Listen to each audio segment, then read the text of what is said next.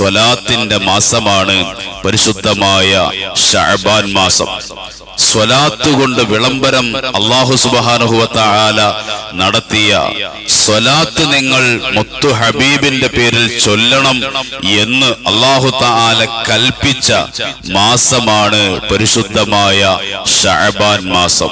അതുകൊണ്ടല്ലേ പൊന്നാര ഹബീബ് മുത്ത് നബി സല്ലല്ലാഹു അലൈഹി വസല്ലമ തങ്ങൾ ശഅബാനു ശഹരി, ശഅബാൻ എന്റെ മാസമാണ്, ശഅബാൻ എന്റെ മാസമാണ്, ശഅബാൻ എന്നെക്കുറിച്ച് കൂടുതൽ ഓർക്കുകയും എന്നെക്കുറിച്ച് കൂടുതൽ പറയുകയും ചെയ്യുന്ന മാസമാണ് എന്ന് മുത്ത് നബി സല്ലല്ലാഹു അലൈഹി വസല്ലമ തങ്ങൾ അവിടുന്ന് ഈ മാസത്തെ കുറിച്ച് പറഞ്ഞ ധാരാളം സ്വലാത്ത്, എണ്ണമറ്റ സ്വലാത്ത്, നമ്മുടെ സമയങ്ങളിൽ അധിക സമയവും സ്വലാത്തിന് വേണ്ടി ചെലവഴിക്കേണ്ടുന്ന ഒരു മാസമാണ്. നമ്മുടെ നാവുകൾ ചലിക്കുമ്പോ, നമ്മുടേതായ ചുണ്ടുകൾ ചലിക്കുന്നത്, തസ്ബീഹിന്റെ മണികൾ മറിയുന്നത്, കൗണ്ടറുകൾ ടിക്ക് ചെയ്യുന്നത് ഒക്കെ സ്വലാത്തുകൾ കൊണ്ടാകണം. അല്ലാഹു ധാരാളം സ്വലാത്തുകൾ ചൊല്ലാൻ അല്ലാഹു നമുക്ക് തൗഫീഖ് നൽകുമാറാകട്ടെ. ദുനിയാവിൽ മാത്രമല്ല ആഖിറത്തിലും നമുക്ക് വലിയ നേട്ടമാണ്. ഒരു മനുഷ്യൻ അവൻ മരണപ്പെട്ടു കഴിഞ്ഞാൽ അവന്റെ ആദ്യത്തെ ഭവനമാകുന്ന ഖബർ മുതൽ രക്ഷ ലഭിക്കാൻ സ്വലാത്ത് വല്ലാത്ത ഒരു ഉപകാരിയാണ്. മഹാന്മാര് നമുക്ക് പഠിപ്പിച്ചു തരികയാണ്. എത്രയെത്ര മഹാന്മാർ, ചരിത്രത്തിലേക്കൊന്നും ഞാൻ കിടക്കുന്നില്ല. മഹാനായ സയ്യിദുന ഉസ്മാൻ ഇബ്നു അഫ്ഫാൻ റളിയല്ലാഹു തആല അൻഹു ഖബർ എന്ന് കേൾക്കുമ്പോ മഹാനുഭാവൻ ബോധം കെട്ട് താഴെ വീടുമായിരുന്നു. ഖബർ എന്ന് കേൾക്കുമ്പോൾ പൊട്ടിക്കരയുമായിരുന്നു. മഹാനായ ഉസ്മാൻ ഇബ്നു അഫ്ഫാൻ റളിയല്ലാഹു അൻഹുവിന്റെ രണ്ട് കവിൾത്തടത്തിലൂടെ, കണ്ണിന്റെ താഴോട്ട് കവിൾത്തടത്തിലൂടെ കറുത്ത രണ്ട് ചാലുകൾ ഉണ്ടായിരുന്നു. സുബ്ഹാനല്ലാഹ്, ചിന്തിച്ചു നോക്ക്, എങ്ങനെ ഉണ്ടായതാണ് ആ ചാല്? കരഞ്ഞ് കരഞ്ഞ്, എങ്ങനെ ഖബറിനെ കുറിച്ച് ഓർത്ത് കരഞ്ഞ് കരഞ്ഞ് രണ്ട് കവിൾത്തടത്തിലൂടെ മഹാനായ ഉസ്മാൻ ഇബ്നു അഫ്ഫാൻ റളിയല്ലാഹു തആല അൻഹുവിന്റെ കവിൾത്തടത്തില് കറുത്ത രണ്ട് ചാലുകൾ ഉണ്ടായിരുന്നു. അതേ ഹദീസിൽ നമുക്ക് കാണാൻ കഴിയും. സഹാബത്ത് ചോദിച്ചു, അല്ല ഉസ്മാൻ തങ്ങളെ, നരകത്തെ കുറിച്ച് പറയുമ്പോൾ നിങ്ങൾക്ക് കരച്ചിൽ വരുന്നില്ല, ആഖിറത്തെ കുറിച്ച് പറയുമ്പോ നിങ്ങൾ ഇങ്ങനെ കരയുന്നത് ഞങ്ങൾ കണ്ടിട്ടില്ല. അല്ലാഹുവിന്റെ കഠിനമായ ശിക്ഷകളെ കുറിച്ച് പറയുമ്പോ, നരകത്തിന്റെ കഠോരമായ അദാബുകളെ കുറിച്ച് പറയുമ്പോ നിങ്ങൾ ഇങ്ങനെ കരയുന്നതായി ഞങ്ങൾ കണ്ടിട്ടില്ല.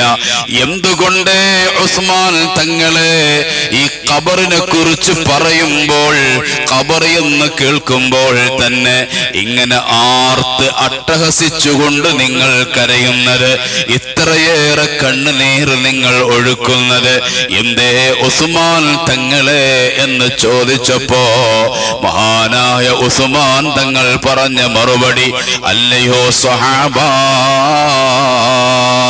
ഓ സ്വഹാബത്തെ. മഹാനായ ഉസ്മാൻ തങ്ങൾ പറയുകയാണ്, അൽ ഖബറു അവ്വലു മനാസിലിൻ മിൻ മനാസിലിൽ ആഖിറ. എന്തേ ഖബറിനെ കുറിച്ച് ചിന്തിച്ച് ഞാൻ കരയുന്നത്, ഖബറിനെ കുറിച്ച് ഓർക്കുമ്പോൾ ഞാൻ കരയുന്നത്, ആ ഖബറുണ്ടല്ലോ അവ്വലു മൻസിലിൻ മിൻ മനാസിലിൽ ആഖിറ, ആഖിറത്തിലേക്കുള്ള ഭവനങ്ങളിൽ ഒന്നാമത്തെ ഭവനമാണ് ഖബറാകുന്ന വീടെന്ന് പറയുന്നത്. ഖബറാകുന്ന വീടെന്ന് പറയുന്നത്, ആരെങ്കിലും ആ ഖബറിൽ നിന്ന് രക്ഷപ്പെട്ടു കഴിഞ്ഞാൽ ബാക്കിയുള്ള ജീവിതം ഒക്കെയും എളുപ്പമാണ്. ആഖിറത്തിന്റെ മറ്റു കടമ്പകളൊക്കെ രക്ഷപ്പെടാൻ കഴിയുന്നതാ. ഖബറിൽ പിടിക്കപ്പെട്ട് കഴിഞ്ഞാൽ, ഖബറിൽ ഞെരുക്കപ്പെട്ട് കഴിഞ്ഞാൽ, ഖബറിൽ അദാബുകൾ ഏറ്റുവാങ്ങേണ്ടി വന്നു കഴിഞ്ഞാൽ ആഖിറത്തിലെ ബാക്കിയുള്ള ജീവിതം മുഴുവനും ദുർഘടമാണ്. സയ്യിദുനാ ഉസ്മാൻ ഇബ്നു അഫ്ഫാൻ റളിയല്ലാഹു തആല അൻഹു. അതല്ലേ മഹാനായ തഴവ ഉസ്താദ് നമ്മൾ എപ്പോഴും കേൾക്കുന്നതാണ്, വഅദ് പറയുന്ന ഉസ്താദുമാരൊക്കെ പറയുന്നതല്ലേ, ഖബറെന്നു കേട്ടാൽ തൽക്ഷണം ഞെട്ടേണ്ടതാ, കണ്ടാലുടൻ വാവിട്ടു നീ കരയേണ്ടതാ, ചിതലും പുഴുക്കളും ധാവളം പെരുത്തുണ്ടതിൽ, സന്തോഷമാണവകൾക്കു നീ ചെല്ലുന്നതിൽ, കാർഡില്ല റേഷൻ വേണ്ട പോലതിലുണ്ട്, ക്യൂ സിസ്റ്റമില്ല തള്ളലാണത് കൊണ്ട്.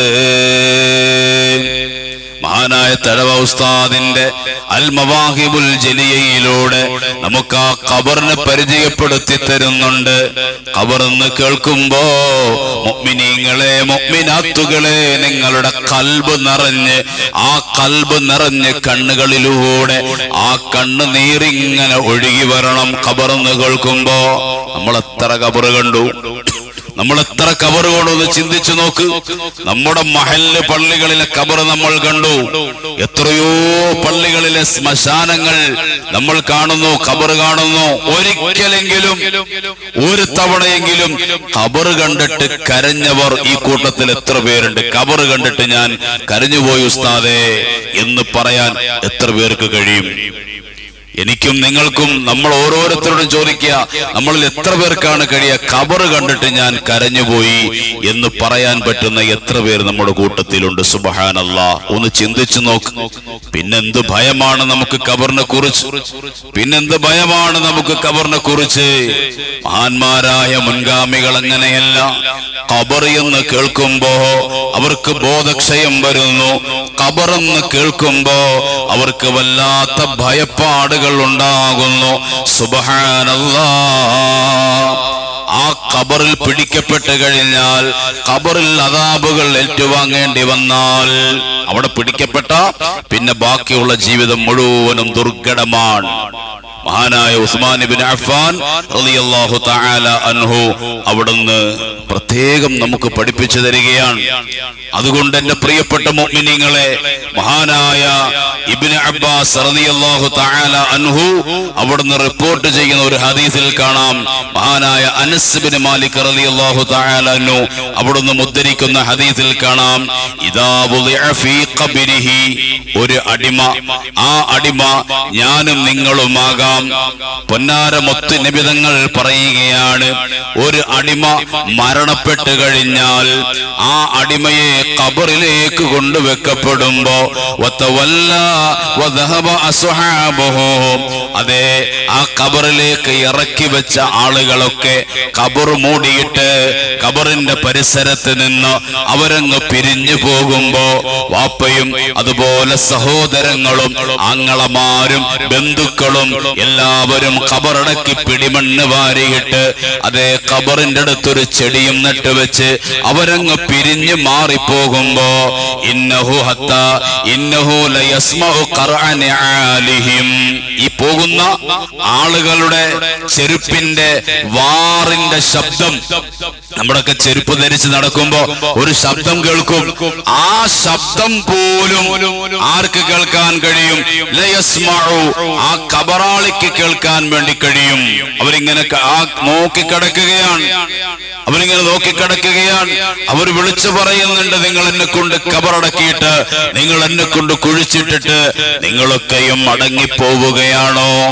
ഉമ്മ വിളിച്ചിരുന്നു, അതേ വാപ്പ വിളിച്ചിരുന്നു, പൊന്നാങ്ങളമാര് അവർ മരിച്ച് ഖബറിൽ വെച്ചപ്പോ അതേ ആളുകൾ ഖബറടക്കി പിരിഞ്ഞു പോയപ്പോ ആ പിരിഞ്ഞു പോകുന്ന ആളുകളുടെ പേര് വിളിച്ചുകൊണ്ട് ഖബറാള് ചോദിച്ചിരുന്നു, എന്നെ കൊണ്ട് കുഴിച്ചിട്ടിട്ട് നിങ്ങൾ മടങ്ങിപ്പോവുകയാണോ?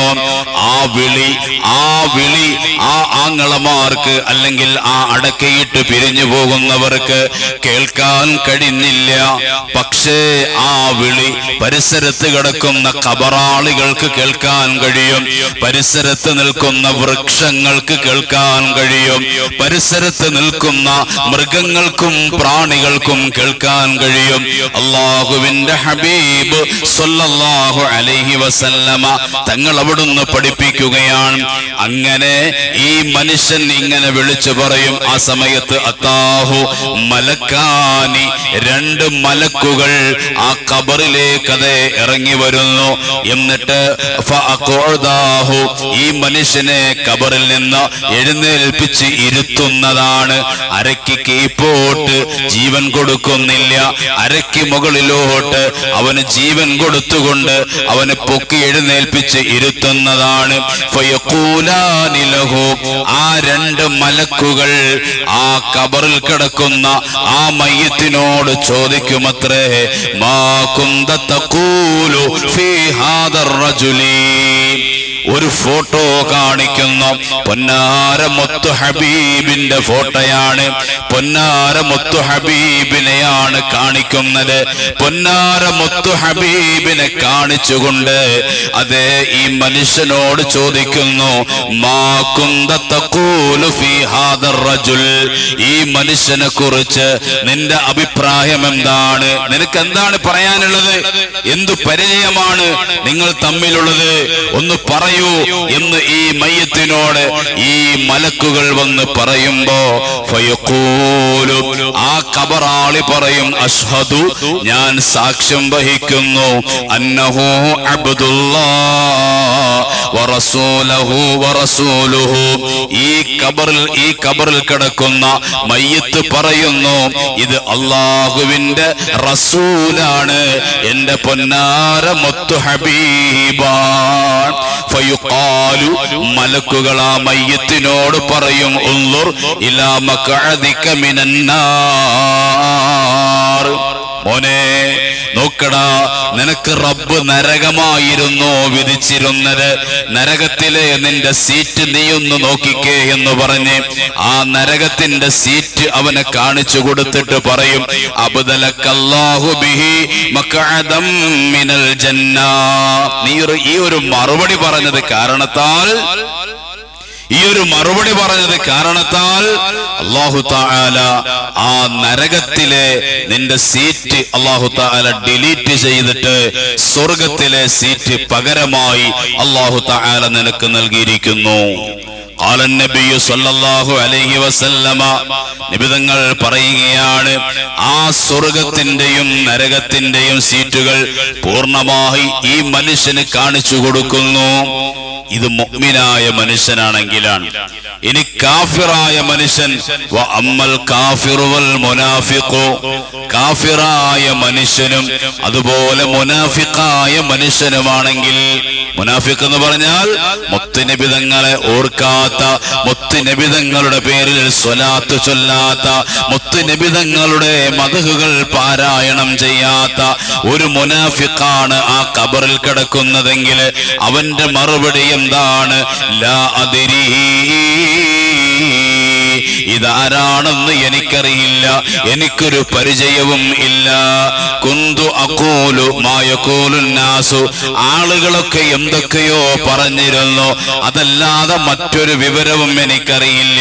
ഫയുഖാലു ലാ ദറൈത വലാ തലൈത, നിനക്കറിയില്ല അല്ലേ, നീ ഈ പൊന്നാര മുത്തുനബിതങ്ങളെ കുറിച്ച് പറഞ്ഞിട്ടില്ല, നബിതങ്ങളുടെ പേരിൽ സ്വലാത്ത് ചൊല്ലിയിട്ടില്ല, മുത്തുനബിയെ നീ ഓർത്തിട്ടില്ല ദുനിയാവിൽ അല്ലേ?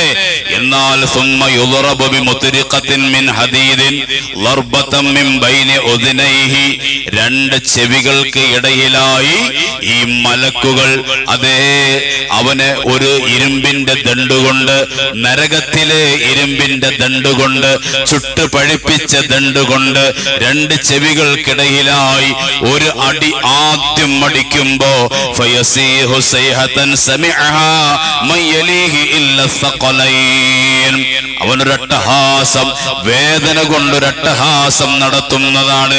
ആ അട്ടഹാസം അവന്റെ തൊട്ടു ചാരത്ത് കിടക്കുന്ന ഖബറാളികൾ പോലും പ്രകമ്പനം കൊള്ളുന്ന രീതിയിലാണ്.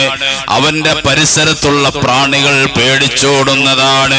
അവന്റെ പരിസരത്തുള്ള വൃക്ഷങ്ങൾ പോലും പേടിച്ച് വരണ്ടു പോകുന്നതാണ്. ഇവന്റെ ഈ അട്ടഹാസം കേട്ടിട്ട് ഈ ഒരു അടി ഖിയാമത്ത് നാള് വരെ ഖബറിൽ അങ്ങനെ തുടർന്നുകൊണ്ടേ ഇരിക്കുന്നതാ. സയ്യിദുൽ വജൂദ് നബി മുഹമ്മദ് മുസ്തഫ സല്ലല്ലാഹു അലൈഹി വസല്ലമ തങ്ങൾ അവിടുന്ന് പഠിപ്പിക്കുകയാണ്. എന്റെ പ്രിയപ്പെട്ട മുത്തുമുഅ്മിനീങ്ങളെ, ഖബറിൽ നമുക്ക് രക്ഷ. ദുനിയാവിൽ എത്രത്തോളം പൊന്നാര മുത്തുനബി തങ്ങളെ കുറിച്ച് നമ്മൾ പറയുന്നു, പൊന്നാര മുത്തുനബി തങ്ങളുടെ പേരിൽ സ്വലാത്ത് ഈ ദുനിയാവിൽ എത്രത്തോളം നമ്മൾ അധികരിപ്പിക്കുന്നു, നമുക്ക് ഖബറിൽ രക്ഷയാണ്. ഖബറിൽ രക്ഷയാണ്. നിന്റെ റബ്ബാരാണ്, നിന്റെ പ്രവാചകൻ ആരാണ്, നിന്റെ ഇമാം ഏതാണ് എന്നൊക്കെ ചോദിക്കുന്ന ചോദ്യങ്ങൾക്ക് മേലെ ഒരു ചോദ്യം ആദ്യം ഒരു ഐഡന്റിഫൈ ചെയ്യാൻ വേണ്ടിയിട്ട് പൊന്നാര മുത്തുനബി തങ്ങളുടെ രൂപം കാണിച്ച്, അല്ലെങ്കിൽ മുത്തുനബിയെ തന്നെ കാണിച്ച് ഖബറിൽ കിടക്കുന്ന ആളിന്റെ ക്വാളിറ്റി അനുസരിച്ച്